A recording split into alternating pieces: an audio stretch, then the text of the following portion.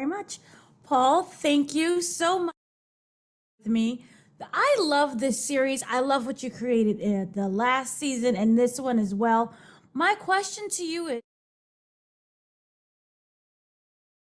We were breaking up. Dana, you broke up.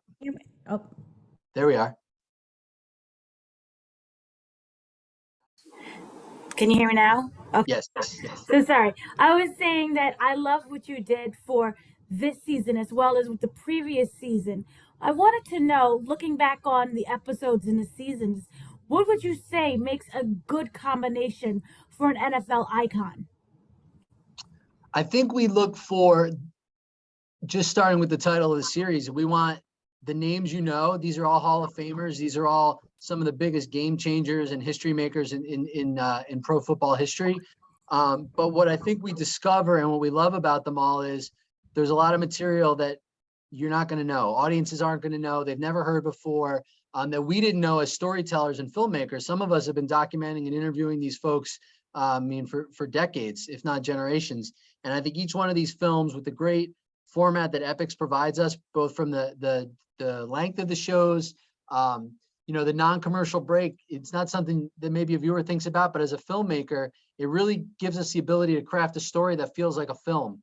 So we can get into the real details of these people's lives, the joys and the challenges that they experienced, and really build a rich story that people can be engaged with. If they're a younger audience, they can maybe learn things they haven't. And really, even our older audiences who maybe grew up watching some of these icons, we find that they learn things that they've never heard about these folks, or that they'd forgotten. So I think it's just that marriage of the names and faces that and then a lot of the material we know or that we discover that people have never really been experienced before. Right. In his episode kind of stated that, off the field has the same impact as on the field.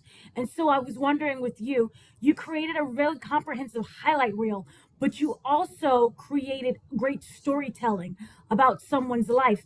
How do you balance kind of the highlights with overcoming these life obstacles that we personally are not aware of? I think it just comes down to what's the best story. And again, sometimes the best story is the real obvious, memorable Super Bowl win or MVP season. But then you start to dive into even those quote unquote obvious things and say, what are the reasons those stories or those seasons emerged the way they did?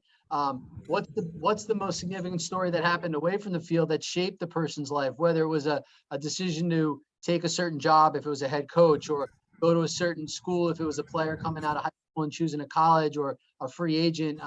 There may be more football decisions, but we find as storytellers, there's always some level that maybe is behind the curtain that people aren't aware of, or aren't aware at the time that the moment happened. It could have been 30 years ago, but then as time goes on, whether it's because a subject was more willing to discuss it, or it just comes to light, and then finally you can go back and revisit something and say, why did that really happen? Or what do we know more about it now? Or here's this thing that happened, but now we understand the impact that it really had, even more than we did at the moment that it unfolded in front of us.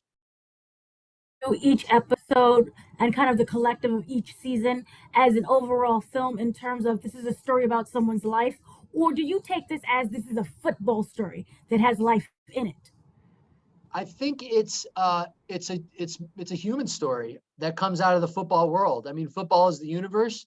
I mean, they all sort of fit under the football umbrella, but you'll find again, whether it's the emotions of a family situation, of all the things that everybody deals with in their life, these icons all deal with just as much. And I think, the Jimmy Johnson film that's going to premiere this weekend, he talks at length about going off to college, not really knowing what he wanted to do with his life, but he was very interested in watching people. And he really figured out what that meant is he liked psychology. Well, he became a psychology major, and then that influenced everything he did as a head coach. Now, he took it into a football realm, but at his heart, he just loved dealing with people, studying people, learning how to make people motivated, how to build teams from a sort of a mental and psychological standpoint. I mean, that's something anybody can relate to, no matter what their profession is. It's just a matter of something that was in his heart that moved him, that he just happened to take into the world of football. So we try to look for all those elements and not just limit it to what happens between the white lines on the football field. Interesting for me also was the John Madden episode where we learn about his life, but we also learn about his impact for future generations because of the games. I didn't realize like a lot of people was introduced to football through the Madden video games. Was there kind of a piece of information that you yourself didn't know? I thought it was interesting to hear Madden talk about his real motivation. Again, that even that video game has a history that goes back 35, 40 years. So it has a life, a football life unto itself. And it'd be easy to look at something that's so far evolved and say, well, he must have been, his motivation must have been this or that or whatever. His motivation was as simple as he thought of himself as a teacher, not even just a teacher of football, just a teacher. I mean, he had to teach in order to coach early in his life. So he never let go of that sort of passion.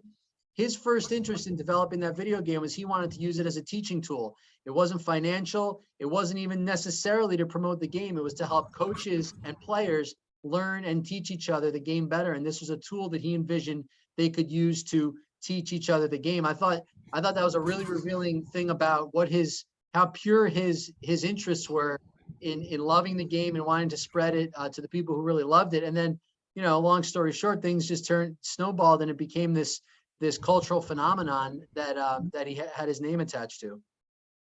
As a fan of football, I was wondering what has working on this series for the past two seasons taught you. Huh. That's a great question. Um, I think it's kind of something we already alluded to, which is although these are people that have a certain level of fame, there's a lot of things they deal with that are the same things that a lot of people deal with.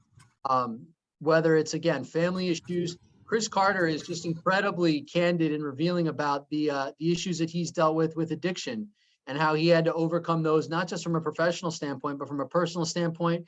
He talks about the folks that helped him through those challenges. He talks about the redemption that he had to go through with other people in his life that those issues impacted. And as he grew up and grew older and gained the wisdom of that experience, it really changed his life and helped him maintain and foster great relationships. So I think it's interesting to hear the stories of people who are presumed to have an easy or famous or wealth, like all those things. Well, they're dealing with a lot of the same challenges that people who don't have those things have to deal with, which I think is motivating and it's inspiring. Can you kind of talk about the filming process in terms of how long was, say, each episode, or overall, how long was that, and also crafting a story? Because you're just given a lot of different information. Absolutely. So with the there are a couple posthumous episodes, the Walter Payton and the John Madden. But for all the icons who are still with us, we do a new interview with them. It's usually actually the new interview is only between 60 and 90 minutes, and I say only because these are people who have been very well documented. So it's not our goal to try and shoot with them for hours and hours and hours to get them to go over everything again, because in many cases they've done it before. And in this series, that's really something we want to build on. We want to find stories that they've told at different points in their life, sometimes to see how those stories have changed, sometimes to see how those significant moments are so significant to them that they're told the same way.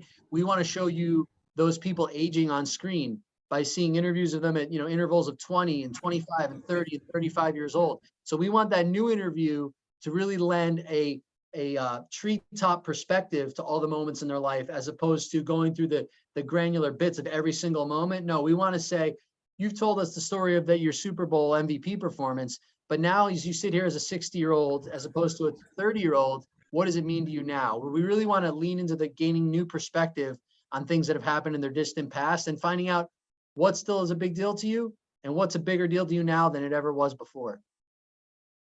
Thank you so much for speaking with me. And also, thank you for allowing them to talk about these great gems of knowledge just in life in general. Well, Thank appreciate the you. time, Dana, and thanks for talking icons with us. No problem.